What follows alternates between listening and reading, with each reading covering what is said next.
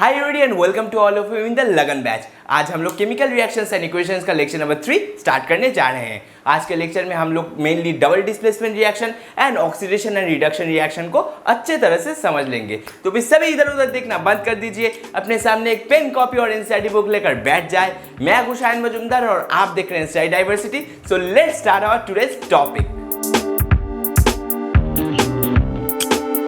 तो फिर चलिए हम हमारा आज का लेक्चर स्टार्ट कर लेते हैं। पहले लेक्चर में हम लोग टाइप्स ऑफ रिएक्शन को पढ़ रहे थे एंड आज के लेक्चर में हम लोग और एक टाइप ऑफ रिएक्शन को पढ़ेंगे जो कि है डबल डिस्प्लेसमेंट रिएक्शन।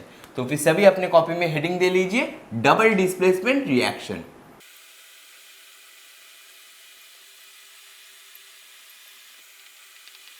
अगर मुझे आपको डबल डिस्प्लेसमेंट रिएक्शन समझाना हो तो फिर हम लोग ऐसे समझ सकते हैं रफली कि सपोज दोनों कपल पकड़ लीजिए, दो कपल आप पकड़ लीजिए, ए और बी ये दोनों कपल है एंड सी एंड डी ये दोनों कपल है। अभी क्या हुआ, अभी एक यूनिवर्सल ट्रूथ आप सभी को पता है कि दूसरों की बीवी और दूसरों की गाड़ी सबको, हाँ, तो फिर अगर इसका रिएक्शन हुआ देन क्या होगा, देन एक ए को डी की गर्लफ्रेंड पसंद आ गई एंड डी को भी बी की, मतलब ए का गर्लफ्रेंड पसंद आ गया। फिर क्या हुआ, फिर ए और सी एक साथ मिल गए एंड बी एंड डी एक साथ मिल गए। ये है डबल डिस्प्लेसमेंट रिएक्शन। उसको उसकी वाइफ पसंद आ गई एंड उसको दूसरे की वाइफ पसंद आ गई, देन दोनों ने अपने वाइफ को एक्सचेंज कर लिया। देखिए इसको मतलब ऐसे बुरी तरह से मत दीजिए, मैं आपको जिस लैंग्वेज में समझ आएगा मैं उसी लैंग्वेज में बता रहा हूँ, ताकि मेरा एक टीचर के हिसाब से मेरा काम क्या है आप ही बोलिए। मेरा काम है आपको कॉन्सेप्ट समझाना, इस प्रकार से समझाना कि आप बस क्लास 10 के लेवल तक नहीं, आप फ्यूचर में जब भी केमिस्ट्री पढ़ो कोई आपको बोले डबल डिस्प्लेसमेंट रिएक्शन, आप उसको पूरा एकदम डिटेल में समझा सको। मुझे आपको कॉन्सेप्ट इस प्रकार समझाना है, तो फिर मैं यही काम कर रहा हूँ। इसको गलत मीनिंग में मत लीजिए, बस यही मजाक मजाक में समझ लीजिए। तो फिर यहाँ पर क्या हुआ, देखिए यहाँ पर आयंस का एक्सचेंज हो गया। यहाँ पर मेनली क्या हो रहा है, मेनली आयंस का एक्सचेंज हो रहा है। इसको इसकी बीवी पसंद आ गई एंड इसको इसकी बीवी पसंद आ गई, दोनों ने एक साथ मेल झोल कर लिया, फिर दोनों ने अपनी बीवी को एक साथ एक्सचेंज कर लिया। यही है मेन बातें।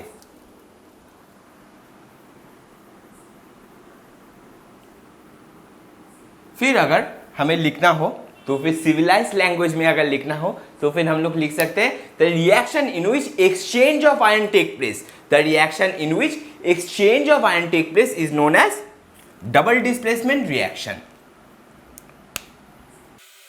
Reaction in which exchange of ion takes place between the reactant is known as double displacement reaction. अगर हमें एग्जाम्पल देना हो तो फिर हम लोग दे सकते हैं when sodium sulphate react with barium chloride.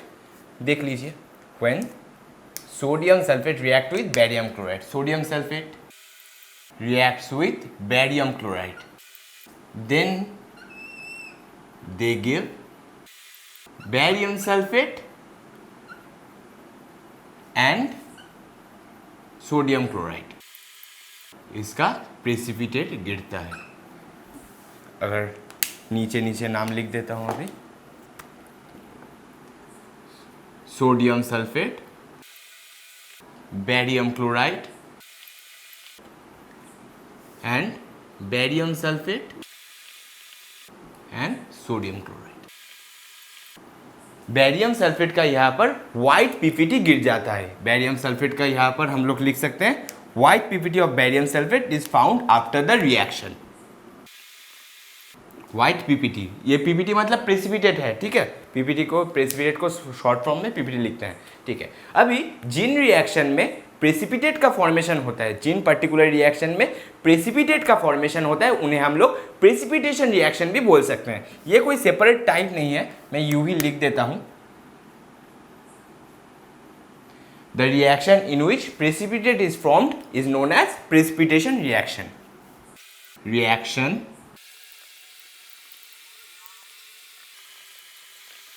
Is known as precipitation reaction. अगर हमें डबल डिस्प्लेसमेंट रिएक्शन का और एक एग्जाम्पल देना हो तो फिर हम इजीली बोल सकते हैं when silver chloride react with sodium nitrate. When silver chloride react with sodium nitrate, silver chloride react with sodium nitrate that gives silver nitrate and sodium chloride। यह आपका कंप्लीट रिएक्शन हो गया। यहां पर भी आपका AgNO3 का प्रेसिपिटेशन गिरता है। इसको लिख देता हूं, silver chloride, sodium nitrate,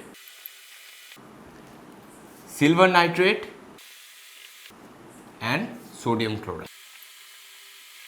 and silver nitrate का क्या मैंने क्या बोला, एक व्हाइट प्रेसिपिटेट टेस्ट ट्यूब के नीचे गिरेगा। अच्छा, व्हाइट पीपीटी फॉर्म होता है। और एक एग्जांपल अगर हमें डबल डिस्प्लेसमेंट रिएक्शन का देना हो तो फिर ये आपके इनटेक्स्ट क्वेश्चन में, एनसीईआरटी में इनटेक्स्ट क्वेश्चन के फॉर्म में दिया हुआ है कि when lead nitrate react with potassium iodide, ये कौन से टाइप का रिएक्शन होगा ये आपसे पूछा गया है। चलिए देख लेते हैं। व्हेन लेड नाइट्रेट मतलब PbNO3(2)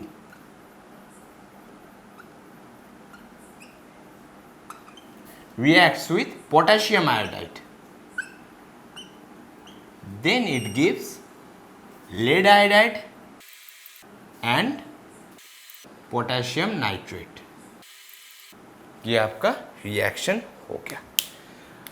अभी इसका एक स्पेशल केस होता है कि इसमें एक yellow PPT of lead iodide गिरता है। देखिए, एक yellow PPT of lead iodide, lead iodide का एक येलो पीपीटी फॉर्म्ड होता है। मैं इसके नीचे नीचे नाम लिख देता हूं तो फिर आपको पढ़ने के समय इजी होगा। Lead nitrate, potassium iodide and potassium nitrate. तो फिर अगर आपसे अभी कोई पूछे कि ये कौन से टाइप का रिएक्शन होगा तो फिर आप लोग इजीली बोल सकते हैं this is a double displacement reaction. तो फिर इतना सारा आप लोग जल्दी से लिख लीजिए, फिर हम लोग ऑक्सीडेशन एंड रिडक्शन रिएक्शन की तरह मूव ऑन कर जाएंगे। इसको जल्दी से लिख लीजिए। चलिए, आई होप आप लोगों ने अभी तक ये सब सारा कुछ लिख लिया होगा एंड डबल डिस्प्लेसमेंट रिएक्शन आपका पूरी तरह से क्लियर हो चुका होगा। अभी चलिए हम लोग शुरू कर लेते हैं हमारा ऑक्सीडेशन एंड रिडक्शन रिएक्शन।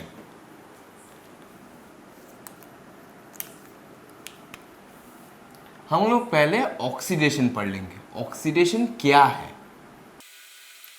देखिए, ऑक्सीडेशन और रिडक्शन में स्टूडेंट बहुत कंफ्यूज हो जाते हैं, मतलब वो पूरा एकदम समझ ही नहीं पाते। ऑक्सीडेशन को रिडक्शन बताते हैं और रिडक्शन को ऑक्सीडेशन बताते हैं। मैं एकदम से क्लियरिफाइड वे में आपको बता रहा हूँ। ऑक्सीडेशन क्या है? The reaction in which addition of oxygen and removal of hydrogen take place और बोथ टेक प्लेस। बोथ मतलब दोनों ही अगर एक साथ भी हो तो हम उस टाइप्स ऑफ रिएक्शन को ऑक्सीडेशन रिएक्शन बताएंगे। मतलब मैंने क्या बोला? The reaction in which addition of oxygen or removal of hydrogen takes place is known as oxidation reaction, or both known as oxidation reaction। तो आपको क्लियर हो गया ऑक्सीडेशन रिएक्शन एग्जैक्टली क्या है? देख लीजिए अच्छी तरह से। यहाँ पर एडिशन ऑफ आइदर ऑक्सीजन होगा या फिर एडिशन ऑफ हाइड्रोजन होगा या फिर बोथ होगा, both addition of oxygen and hydrogen, तब हम उस पर्टिकुलर टाइप्स ऑफ रिएक्शन को ऑक्सीडेशन रिएक्शन बोलेंगे। अभी और एक चीज आता है जो कि है ऑक्सीडाइजिंग एजेंट। ऑक्सीडाइजिंग एजेंट क्या है? देखिए, ऑक्सीडाइजिंग एजेंट सुन के ही क्या मतलब लग क्या रहा है आपको कि जो चीज़ ऑक्सीडेशन करवाने में हेल्प करेगा उसे हम लोग ऑक्सीडाइजिंग एजेंट बोल देंगे। जो चीज़ ऑक्सीडेशन करवाने में हेल्प करेगा उसे हम लोग ऑक्सीडाइजिंग एजेंट बोलेंगे। मतलब जो सब्सटेंस हमारा ऑक्सीजन को प्रोवाइड करेगा, हाइड्रोजन को रिमूवल करेगा, ऑक्सीजन को प्रोवाइड करेगा एंड हाइड्रोजन का रिमूवल करेगा, उसे हम लोग ऑक्सीडाइजिंग एजेंट बता देंगे।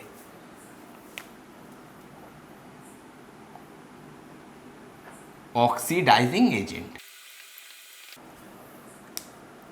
हम लोग लिख सकते हैं the substance which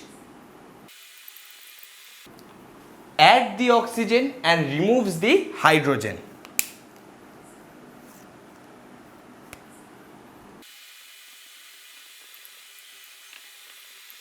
The substance which adds the oxygen and removes the hydrogen is known as oxidizing agent.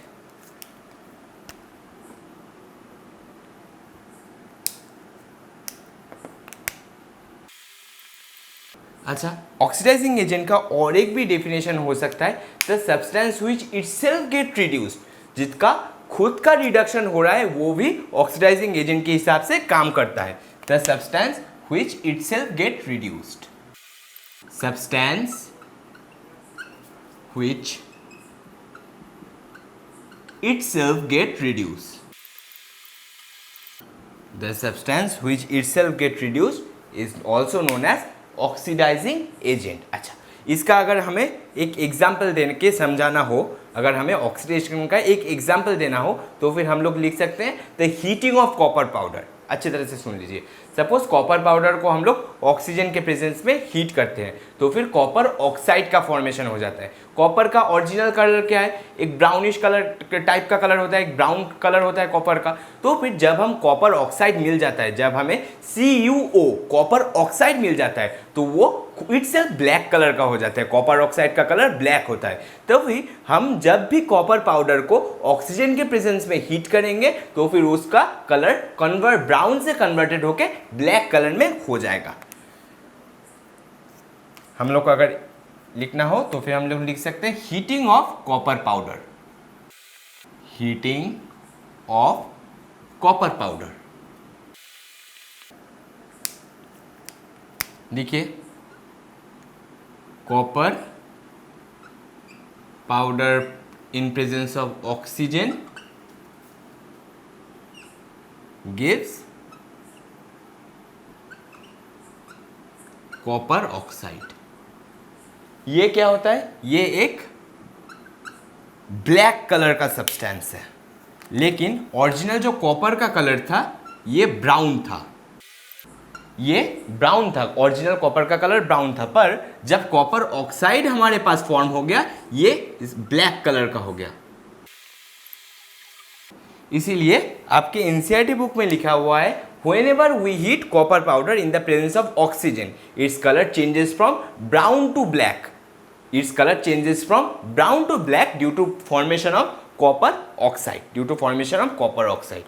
इसको मैं यूं ही लिख देता हूं एक बार, क्योंकि ये आपके एनसीईआरटी बुक में लिखा हुआ है।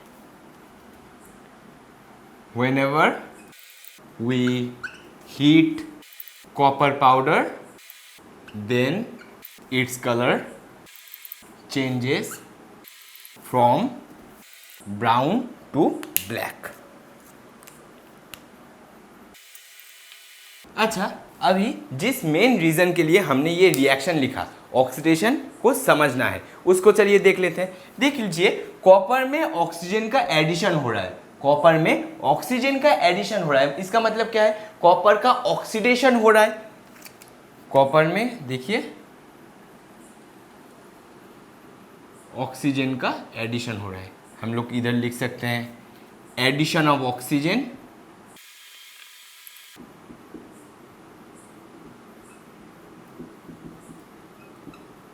दैट्स व्हाई कॉपर का ऑक्सीडेशन हो गया। अभी ऑक्सीडाइजिंग एजेंट क्या है? देखिए, जो हमारा ऑक्सीजन है ये ऑक्सीजन को प्रोवाइड कर रहा है, मतलब कॉपर को यही ऑक्सीजन जो हम लोग एयर से लिए, यही ऑक्सीजन कॉपर को भी ऑक्सीजन प्रोवाइड कर रहा है। मैंने क्या बोला था? Adds oxygen. जो सब्सटेंस, जो मेन सब्सटेंस होगा उसको ऑक्सीजन का एडिशन करवाएगा। तो फिर यहाँ पर हमारा एटमॉस्फेरिक ऑक्सीजन कॉपर को ऑक्सीजन प्रोवाइड कर रहा है, इसीलिए this will be the oxidising agent,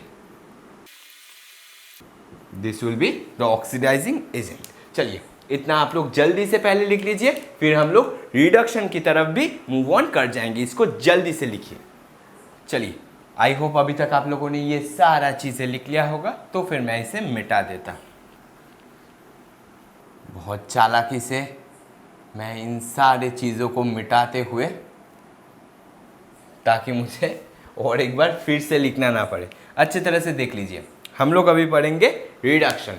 reduction में मेनली क्या होगा, the reaction in which addition of hydrogen, oxidation में हमने क्या पढ़ा, देख लीजिए अच्छी तरह से। ऑक्सीडेशन में हमने क्या पढ़ा कि addition of oxygen and removal of hydrogen. अभी रिडक्शन में हम लोग क्या करेंगे, addition of hydrogen and removal of oxygen. Reduction में हम लोग क्या करेंगे, addition of hydrogen and removal of oxygen. तो फिर हम लोग बोल सकते हैं the reaction in which addition of hydrogen and removal of oxygen और both take place is known as reduction reaction, is known as reduction reaction, is known as reduction reaction. अच्छा, and reducing agent कौन कौन सा होगा, जो oxygen के removal में help करेगा एंड हाइड्रोजन के एडिशन में जो चीज हेल्प करेगा, जो सब्सटेंस हेल्प करेगा, उसे हम लोग कहेंगे रिड्यूसिंग एजेंट। जो चीज ऑक्सीजन के रिमूवल में हेल्प करेगा एंड हाइड्रोजन के एडिशन में हेल्प करेगा, उस पर्टिकुलर सब्सटेंस को हम लोग बोल देंगे रिड्यूसिंग एजेंट, रिड्यूसिंग एजेंट। तो फिर रिड्यूसिंग एजेंट ऐड करेगा क्या, ऐड करेगा हाइड्रोजन एंड रिमूव करेगा क्या, ऑक्सीजन। तो फिर ये ऐसा एजेंट क्या कहलाएगा, ऐसा एजेंट कहलाएगा हमारा रिड्यूसिंग एजेंट।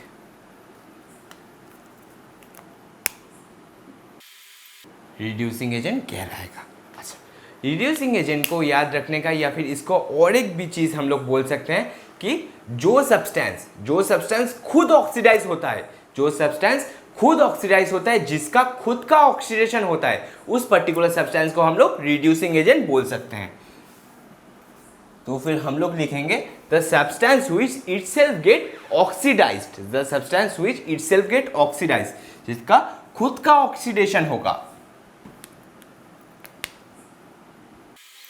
जिसका इटसेल्फ ऑक्सीडेशन होगा, उस पर्टिकुलर सब्सटेंस को हम लोग कहेंगे ऑक्सीडाइजिंग एजेंट। अच्छा, इसका अगर हमें एग्जाम्पल देना हो तो फिर हम लोग बोल सकते हैं PbO plus carbon gives Pb plus CO। अभी देखिए इस पर्टिकुलर रिएक्शन में हमारा लेड से ऑक्सीजन का रिमूवल हो रहा है, लेड से ऑक्सीजन का रिमूवल हो रहा है, मतलब हम लोग बोल सकते हैं कि लेड का रिडक्शन हो रहा है। यहां पर हम लोग लिख सकते हैं रिमूवल ऑफ ऑक्सीजन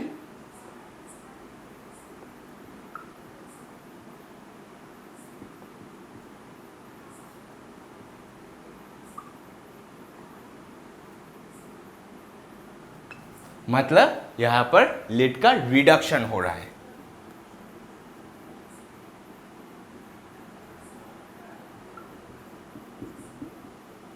एंड हम लोग कार्बन को क्या कह सकते हैं, हम लोग कार्बन को क्या कह सकते हैं, कार्बन रिमूव कर रहा है ऑक्सीजन। देख लीजिए कार्बन ही लेड से ऑक्सीजन को रिमूव कर रहा है, स्नैच कर रहा है ऑक्सीजन से कार्बन, मतलब कार्बन लेड से ऑक्सीजन को रिमूव कर रहा है, इसलिए कार्बन को हम लोग बोलेंगे oxidising agent.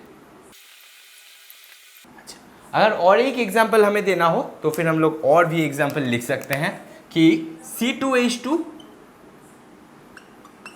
Plus hydrogen gives C2H4। अभी इस पर्टिकुलर रिएक्शन में भी आप लोग देख लीजिए कि हाइड्रोजन का एडिशन हो रहा है, कार्बन में हाइड्रोजन का एडिशन हो रहा है, हाइड्रोजन का एडिशन हो रहा है, मतलब हाइड्रोजन का एडिशन हो रहा है, तभी भी हम लोग बोल सकते हैं कि कार्बन का रिडक्शन हो रहा है, addition of hydrogen. Addition of hydrogen हो रहा है, मतलब यहाँ पर रिडक्शन होगा। अच्छा, एंड हाइड्रोजन क्या कर रहा है, हाइड्रोजन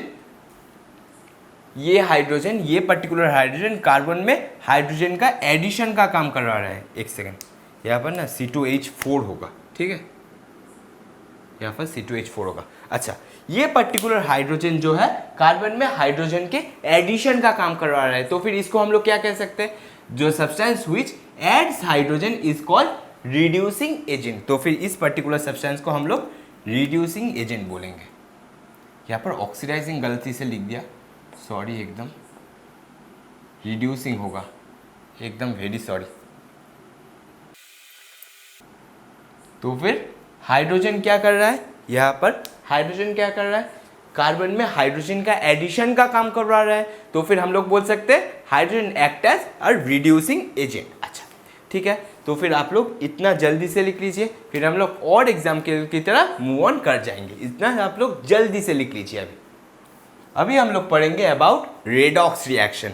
हमने रिडक्शन पढ़ा, हमने ऑक्सीडेशन पढ़ा, अभी हम लोग पढ़ेंगे रेडॉक्स रिएक्शन। रेडॉक्स रिएक्शन क्या है, जिस पर्टिकुलर रिएक्शन में एक साथ बोथ ऑक्सीडेशन एंड रिडक्शन एक साथ बोथ टेक प्लेस करे, उस पर्टिकुलर रिएक्शन को हम लोग रेडॉक्स रिएक्शन बोल देखेंगे। तो फिर हम लोग लिख सकते हैं द रिएक्शन इन विच, पहले तो हेडिंग दे लेते हैं रेडॉक्स, हम लोग बोल सकते हैं the reaction in which both oxidation and reduction take place at the same time is known as redox reaction.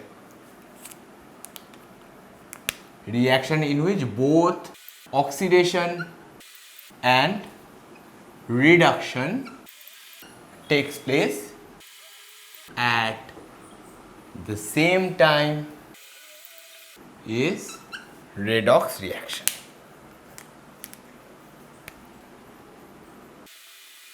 Is known as redox reaction. अच्छा, तो फिर अगर रेडॉक्स को मैं लेवल वाइज डिवाइड भी कर दूं, एक चीज़ देख लीजिए, इंटरेस्टिंग चीज़ है कि अगर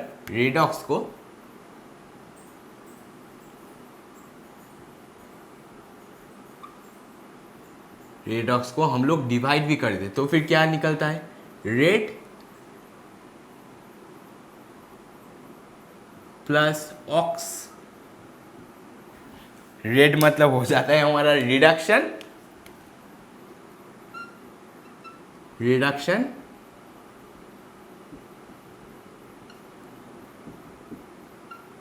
और ऑक्स मतलब यहां पर हो जाता है हमारा ऑक्सीडेशन। चलिए, ये हो गया आपका रेडॉक्स रिएक्शन। रेडॉक्स रिएक्शन का एग्जाम्पल भी बहुत सारा अभी देखेंगे। फिलहाल के लिए आप लोग मुझे एक चीज़ बोलिए कि आप वो मतलब रिएक्शन रिकॉल कर सकते हैं जो आपको अभी अभी मैंने पढ़ाया था कि कॉपर पाउडर को हम लोग ऑक्सीजन के प्रेजेंस में हीट कर रहे हैं, तो फिर कॉपर पाउडर कॉपर ऑक्साइड में कन्वर्टेड हो जा रहा है एंड उसका कलर ब्लैक हो जा रहा है, ब्राउन से ब्लैक कलर में कन्वर्टेड हो जा रहा है। तो फिर ये तो एक बहुत बड़ा प्रॉब्लम है। तो आपको और हमको मिलकर अभी एक खुराफाती आइडिया सोचना पड़ेगा कि कैसे हम उस पर्टिकुलर ब्लैक कलर सब्सटेंस को फिर से ब्राउन कलर में कन्वर्टेड कर दे। चलिए हम लोग देख लेते हैं। एक बार मैं रिएक्शन फिर से लिख देता हूं, अच्छी तरह से देख लीजिए। हम लोग कॉपर पाउडर को ऑक्सीजन के प्रेजेंस में हीट करेंगे, तो फिर हमको मिल रहा था कॉपर ऑक्साइड, हमको कॉपर ऑक्साइड मिल रहा था। इस कॉपर ऑक्साइड का कलर ब्लैक था, कॉपर का कलर तो ब्राउन था एंड कॉपर ऑक्साइड का कलर ब्लैक था। अच्छा, अभी एक सॉल्यूशन तो आपको और हमको मिलकर निकालना पड़ेगा। देखिए, अगर हम लोग मिलके कॉपर जो हीटेड कॉपर ऑक्साइड है, जो हम हीटेड कॉपर ऑक्साइड यहाँ पर ऑब्टेन किए, उसके ऊपर से उसके अंदर से अगर हमने हाइड्रोजन गैस को पास करवा दिया, अगर हमने हीटेड कॉपर ऑक्साइड के अंदर से हाइड्रोजन गैस को पास करवा दिया, तो फिर वो फिर से ब्राउन कलर में कन्वर्टेड हो जाता है। देख लीजिए कैसे होता है। हम क्या करेंगे, हीटेड कॉपर ऑक्साइड लेंगे, हमने हीटेड कॉपर ऑक्साइड लिया, फिर हमने उसके अंदर से हाइड्रोजन गैस पास करवाया,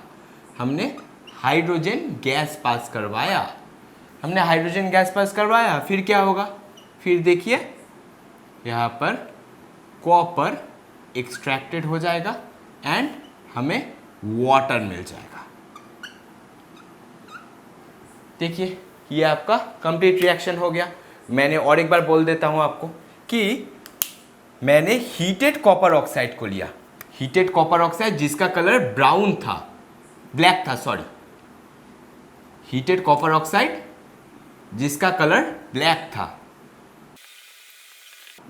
मैंने हीटेड कॉपर ऑक्साइड को लिया, उसके ऊपर से या फिर उसके अंदर से मैंने हाइड्रोजन गैस को पास करवाया, मैंने हाइड्रोजन गैस को पास करवाया। फिर मुझे क्या मिला, मुझे कॉपर मिल गया, मुझे कॉपर मिल गया अगेन ब्राउन कलर में, मुझे कॉपर मिल गया अगेन ब्राउन कलर में एंड वाटर भी मिल गया। तो फिर ये हमारा एक बहुत बड़ा प्रॉब्लम सॉल्व हो गया। यही आपके एनसीईआरटी बुक में भी दिया हुआ है। तो फिर हम लोग अगर अच्छे लैंग्वेज में लिखना हो तो फिर आप लोग लिख सकते हैं whenever we pass hydrogen gas from heated copper oxide, whenever we pass hydrogen gas from heated copper oxide, the black color of the copper oxide turned into brown due to formation of copper and water, due to formation of copper and water। आप अपने reaction को support करने के लिए या फिर reason को support करने के लिए ये दो रिएक्शन साइमल्टेनियसली दे सकते हो कि कैसे पहले ब्राउन से ब्लैक में कन्वर्टेड हो रहा है एंड ब्लैक से फिर ब्राउन में कन्वर्टेड हो रहा है। ये रीजन आप लोग लिख दोगे, मैं ये फिर से व्हाइट बोर्ड में नहीं लिख रहा हूँ, आपको डिक्टेट कर दिया। अच्छा, अभी जो हमारा मेन काम है, अभी जो हमारा मेन काम है जो है यहाँ पर ऑक्सीडेशन एंड रिडक्शन को समझना। देखिए अच्छी तरह से, यहाँ पर कॉपर में, कॉपर ऑक्साइड में क्या हो रहा है, कॉपर ऑक्साइड से ऑक्सीजन का रिमूवल हो रहा है, कॉपर ऑक्साइड में से हमारा ऑक्सीजन का रिमूवल हो रहा है एंड हाइड्रोजन में क्या हो रहा है, देख लीजिए हाइड्रोजन में क्या हो रहा है, ऑक्सीजन का एडिशन हो रहा है, हाइड्रोजन में ऑक्सीजन का एडिशन हो रहा है। तो फिर यहाँ पर हम लोग लिखेंगे addition of oxygen, that is known as, बोलिए एडिशन। अभी आप बोलेंगे एडिशन ऑफ ऑक्सीजन मतलब क्या है, बताइए बताइए। हाँ हाँ तुम्हें ही बताना पड़ेगा, बोलो बोलो, तुम्हारे मुंह से ही सुनूंगा, बोलो।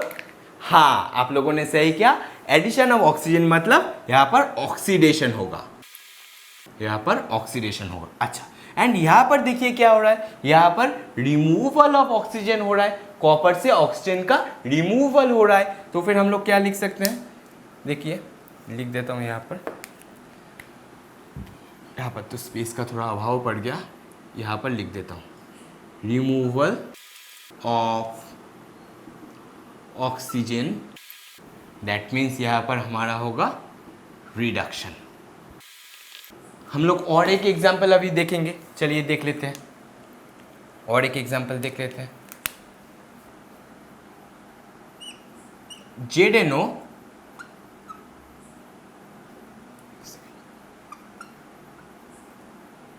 Plus carbon gives Zn plus carbon monoxide. अच्छा, यहाँ पर देखिए क्या हो रहा है एग्जैक्टली, यहाँ पर देखिए हमारा जिंक से ऑक्सीजन का रिमूवल हो रहा है, यहाँ पर जिंक से ऑक्सीजन का रिमूवल हो रहा है एंड हमारा कार्बन में ऑक्सीजन का एडिशन हो रहा है। यहाँ पर हम लोग लिख सकते हैं, तो फिर मैंने क्या बोला अभी, जिंक में से ऑक्सीजन का रिमूवल हो रहा है, ऑक्सीजन का रिमूवल को हम लोग क्या कहते हैं, बताइए बताइए बताइए, ऑक्सीजन का रिमूवल को हम लोग क्या कहते हैं। हाँ आपने सही कहा, ऑक्सीजन का रिमूवल को हम लोग बोलेंगे रिडक्शन, जिंक का रिडक्शन हो रहा है, जिंक का यहाँ पर रिडक्शन हो रहा है एंड कार्बन का देखिए, कार्बन में ऑक्सीजन का एडिशन हो रहा है, कार्बन में ऑक्सीजन का एडिशन हो रहा है। तो फिर कार्बन का हम लोग क्या बोल सकते हैं, बताइए, कार्बन का हम लोग बोल सकते हैं ऑक्सीडेशन हो रहा है।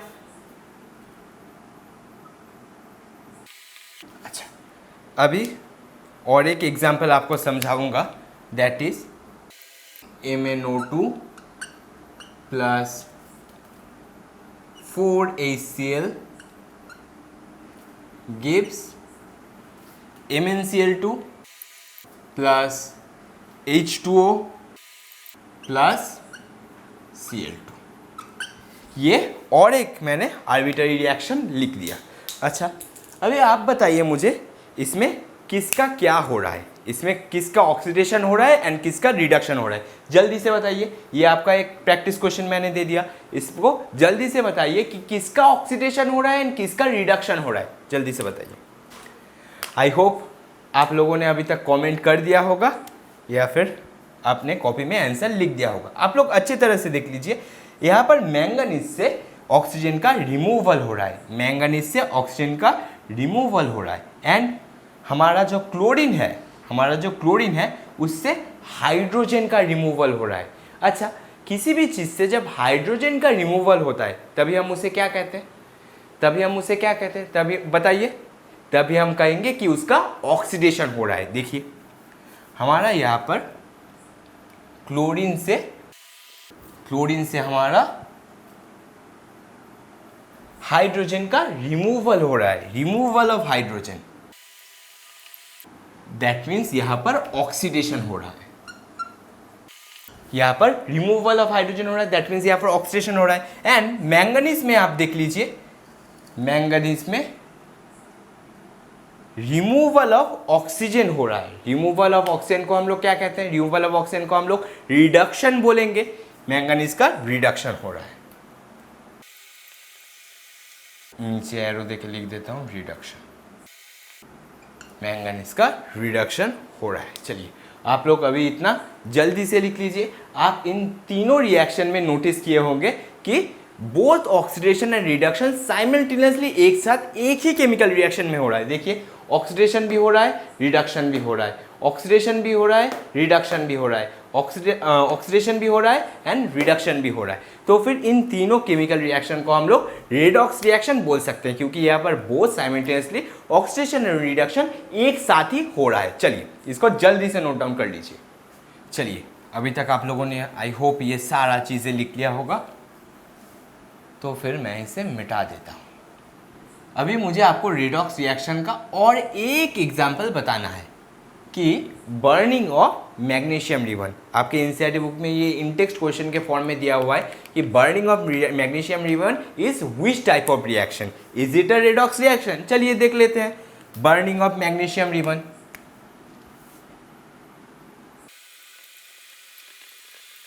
बर्निंग ऑफ मैग्नीशियम रिबन, अच्छा क्या हो सकता है, ये केमिकल रिएक्शन लिख देते हैं,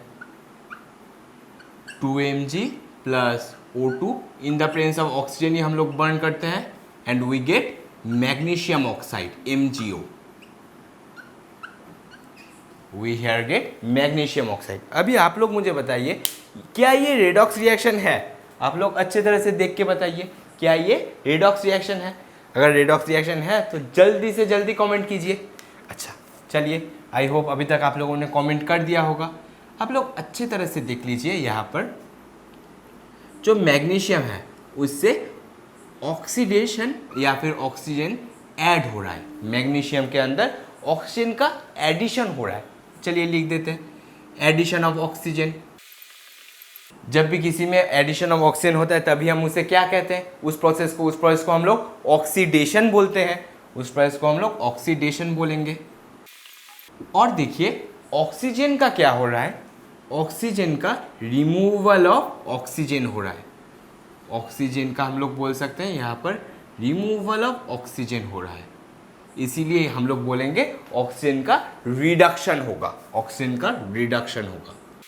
तो फिर अगर आपके एग्जामिनेशन में पूछा जाए is burning of magnesium ribbon is a example of reduction या फिर रेडॉक्स रिएक्शन और नॉट, तो फिर आप लोग इजीली चुटकी बजा के आंसर दे सकते हो, या the burning of magnesium ribbon is a example of redox reaction, फिर ऐसा एक रिएक्शन देके आप लोग उसको जस्टिफाई कर देना। आपका आंसर आप लोग एक रिएक्शन देके जस्टिफाई कर देना। देखिए केमिस्ट्री में कोई भी आप लोग अगर कोई भी एक रीज़न लिखो या फिर कोई भी एक वैलिड जस्टिफिकेशन लिखो, उसको अगर आपका जस्टिफिकेशन आप लोग एक केमिकल रिएक्शन द्वारा सपोर्ट कर सको तो फिर टीचर यूं ही खुश होके आपका पूरा नंबर दे देगा। आप अगर मेजर कोई गड़बड़ी ना करो तो फिर केमिकल रिएक्शन लिखना आप देखोगे आपको बहुत अच्छे नंबर मिल जाएंगे केमिस्ट्री में पर्टिकुलरली। अच्छा तो फिर इसको आप जल्दी से लिख लीजिए। तो भी चलिए हमारे आज के नेक्स्ट टॉपिक की तरफ मूव ऑन कर लेते हैं, जो कि है कोरोशन। अभी क्वेश्चन आता है what is corrosion.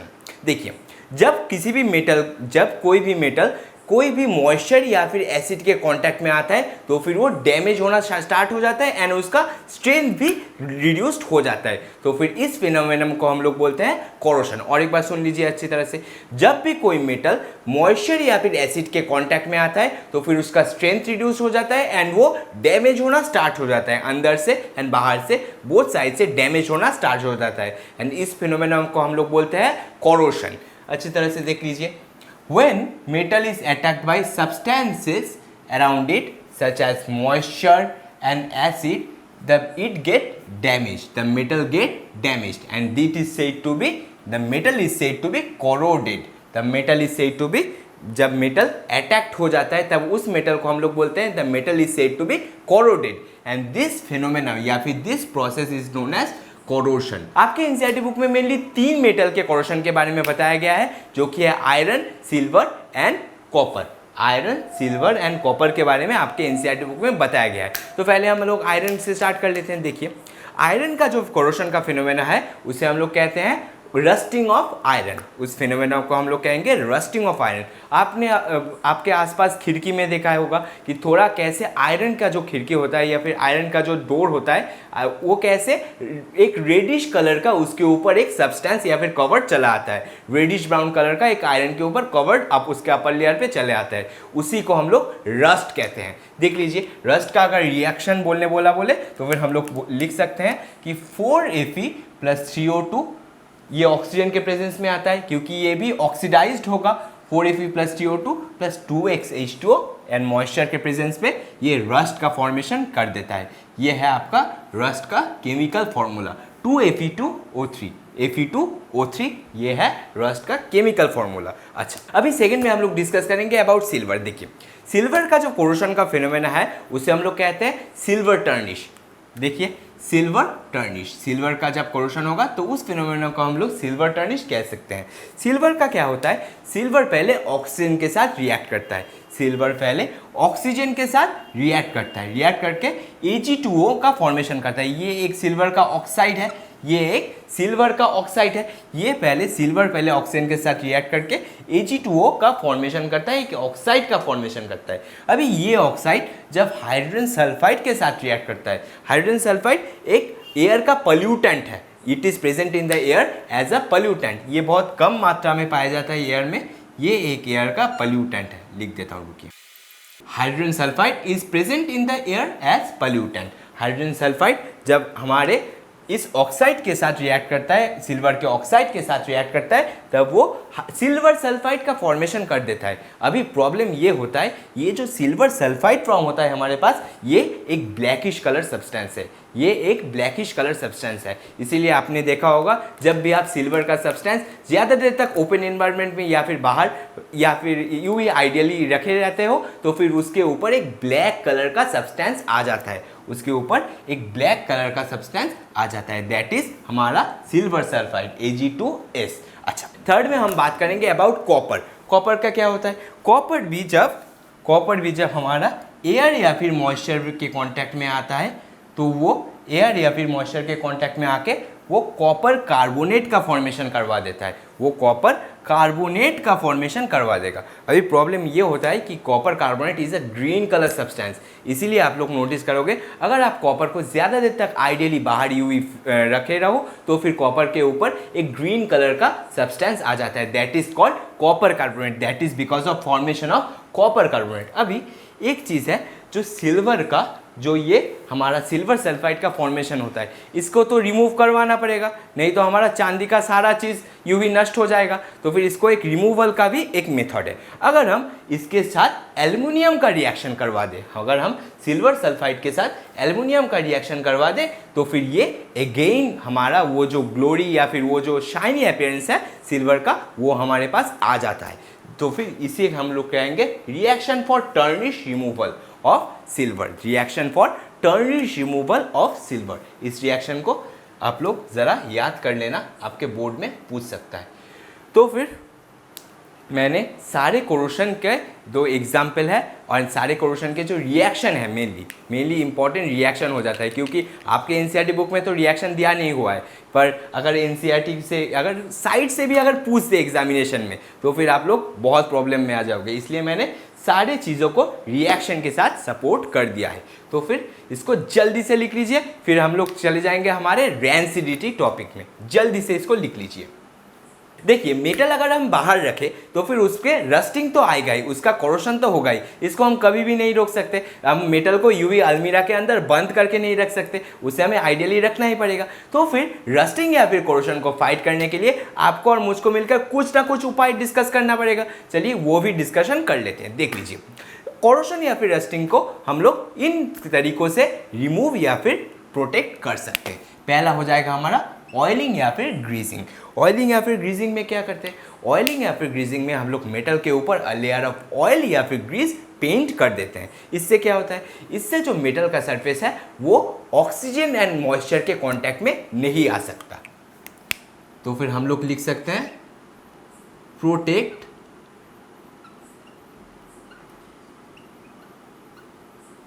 Metal from coming in contact of air and moisture। Air मतलब मेनली हमारा ऑक्सीजन हो जा रहा है, ऑक्सीजन को हम लोग इंडिकेट कर रहे हैं।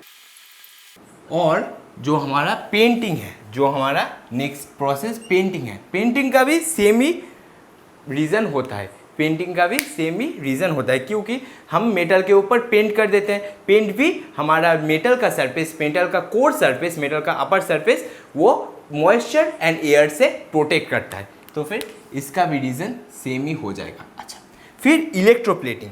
इलेक्ट्रोप्लेटिंग में क्या करते हैं? कोई भी मेटल जो होगा उसके अगर हम उससे कम रिएक्टिव, एक पर्टिकुलर मेटल मेरे पास है, उससे कम रिएक्टिव मेटल का एक लेयर, एक कवरिंग अगर हम उस मेटल के ऊपर चढ़वा दे तो फिर उसे हम लोग इलेक्ट्रोप्लेटिंग कहते हैं। देख लीजिए, हम लोग लिखेंगे a low reactive metal is used as a protective covering to protect the main metal.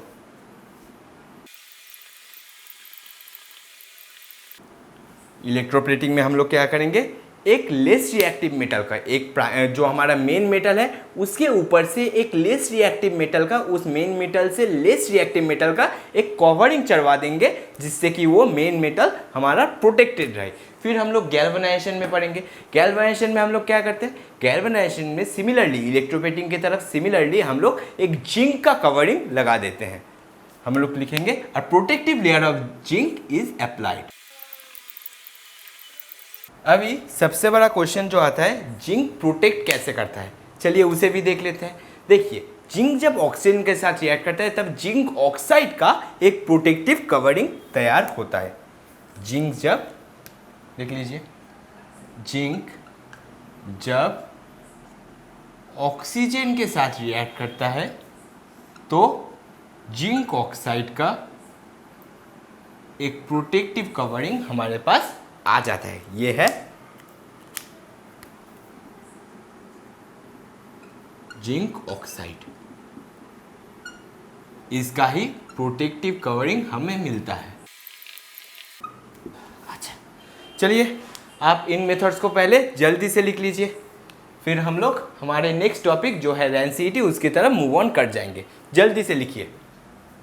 चलिए अभी हम इस चैप्टर के लास्ट टॉपिक की तरफ मूव ऑन कर लेते हैं, जो है रेंसिडिटी। अभी क्वेश्चन आता है कि रेंसिडिटी एग्जैक्टली है क्या? देख लीजिए अच्छी तरह से। जिन खानों में एक्सेस फैट या फिर ऑयल प्रेजेंट रहता है, जब वो पर्टिकुलर फूड ऑक्सीडाइज हो जाता है मॉइस्चर या फिर ऑक्सीजन के द्वारा एनवायरनमेंट में, तो फिर उसका टेस्ट एंड स्मेल जो रहता है वो पहले के परिमाण में या फिर पहले के कंपैरिजन में डिग्रेड हो जाता है। उसका टेस्ट एंड स्मेल पहले जैसा कभी भी नहीं रहता। उस पर्टिकुलर फिनोमेना को ही हम लोग रेंसिडिटी बोलते हैं। इसको अच्छी तरह से एक बार देख लीजिए। When the food containing fats and oils are oxidised, they became rancid. They became rancid. After oxidizing, the food get rancid and their smell and taste changes and this phenomena या फिर this is known as रेंसिटी। अगर हमें अभी रेंसिटी को रोकना है तो आपको और हमको मिलके कुछ उपाय ढूंढना पड़ेगा, नहीं तो हमारा लेस का पैकेट या ये स्नैक्स जो कि हम रख देंगे वो सारा का सारा स्नैक्स डिस्ट्रॉयड हो जाएगा। चलिए देख लेते हैं कुछ process for method for prevention of rancidity, कुछ देख लेते हैं। देख लीजिए, पहले हम लोग बोल सकते हैं addition of antioxidant. Addition of antioxidant, कौन कौन से एंटीऑक्सीडेंट हम लोग ऐड करेंगे? हम लोग ऐड करेंगे butylated hydroxy anisole and butylated hydroxy toluene. ये दोनों एंटीऑक्सीडेंट ऐड करते हैं। देखिए वर्ड में ही मीनिंग छुपा है, एंटीऑक्सीडेंट। एंटीऑक्सीडेंट मतलब ऑक्सीजन को साथ रिएक्ट करने में ये बाधा क्रिएट करेगा। एंटीऑक्सीडेंट मतलब ऑक्सीडेंट के साथ ये रिएक्ट करने में बाधा क्रिएट करेगा या फिर रेजिस्ट करेगा उसको, इसीलिए हम लोग एंटीऑक्सीडेंट फूड में यूज करते हैं। अच्छा, फिर नेक्स्ट है keeping food in air tight container. अगर एयर ही हम घुसने नहीं देंगे, हम फूड पैकेट में हम लोग एयर ही घुसने नहीं देंगे तो फिर वो ऑक्सीडाइज कैसे होगा? ये सारा प्रॉब्लम तो ऑक्सीडाइजेशन की मतलब बदौलत ही हो रहा है। ये सारा जो हमारा रेंसिटी एंड कोरोशन का प्रॉब्लम है, ये सारा तो ऑक्सीडेशन का ही मतलब कर्ज एक टाइप से आप वो लोग बोल सकते हैं। अगर तो फिर हम लोग फूड को एयर टाइट कंटेनर में रखेंगे तो मॉइस्चर ही नहीं आ सकता है, ऑक्सीजन या फिर वाटर के कांटेक्ट में ही हमारा फूड नहीं आएगा, तो फिर वो इंटर प्रोटेक्टेड रहेगा। अच्छा, फिर हम लोग लग सकते हैं flushing packaged food with nitrogen gas. Flushing packaged food with nitrogen gas, ये भी हमारे ऑक्सीडेशन के प्रोसेस को रोकता है। ये भी हमारे फूड के ऑक्सीडेशन के प्रोसेस को रोकता है। हम लोग लिख सकते हैं स्टॉप्स या फिर डिले द ऑक्सीडेशन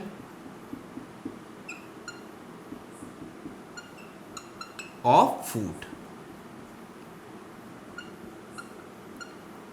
स्टॉप या फिर delay the oxidation of food. अच्छा, फिर हम लोग लिख सकते हैं keeping food in cold places. हम लोग रेफ्रिजरेटर में अगर फूड रख दे तो वो भी ऑक्सीडाइज होने से बच जाएगा या फिर वो भी एक रेजिस्टिंग एजेंट के हिसाब से काम करेगा। फिर हम लोग लिख सकते हैं keeping food in dark places. Keeping food in dark places, वो भी एक हद तक ऑक्सीडेशन को प्रोटेक्ट करता है, ये माना जाता है। फिर हम लोग लिख सकते हैं वैक्यूम पैकेजिंग। अगर हम जिस पैकेट में फूड को पैकेज करेंगे या फिर जिस कंटेनर में फूड को रखेंगे उसके अंदर से सारा एयर हम खींच के बाहर निकाल लिए तो फिर क्या होगा? तो फिर वो उसके अंदर कोई भी एयर या फिर मॉइस्चर बचेगा ही नहीं, तो फिर ऑक्सीडेशन का कोई चांसेस ही नहीं आता। तो फिर ये हो गया आपका मेथड टू प्रिवेंशन ऑफ रेंसिटी। तो फिर इसको आप लोग जल्दी से अभी के अभी लिख लीजिए, फिर हम लोग इसे मिटा देंगे। जल्दी से लिख लीजिए। सो आई होप अभी तक आप लोगों ने ये सारा चीज़ें लिख लिया होगा एंड आई होप आज मैंने आपको जो कुछ भी पढ़ाया अबाउट डबल डिस्प्लेसमेंट रिएक्शन या फिर रिडॉक्स रिएक्शन या फिर कोरोशन या फिर रेंसिटी, वो सभी आपको एकदम क्रिस्टल क्लियर वे से समझ आ गया होगा। देखिए समय कुछ ज़्यादा लग रहा है, मुझे पता है क्लास का ड्यूरेशन थोड़ा सा ज़्यादा जा रहा है, पर आपको एकदम क्रिस्टल क्लियर वे से कंसेप्ट भी तो मिल रहा है, उसको भी तो आप देखिए। अगर आपको क्लास समझने में ज़रा सा भी दिक्कत हुआ होगा या फिर मेरा ये एक्सीलेंट से हैंडराइटिंग समझने में ज़रा सा भी दिक्कत हुआ होगा तो आप मुझे कमेंट सेक्शन में ज़रूर इन्फॉर्म करें। मैं आपके पर्टिकुलर डाउट को हाँ तुम्हारे पर्टिकुलर डाउट को नेक्स्ट वीडियो का जो लास्ट सेक्शन होगा वहाँ पर कवर कर दूंगा। And thanks for attending my lecture.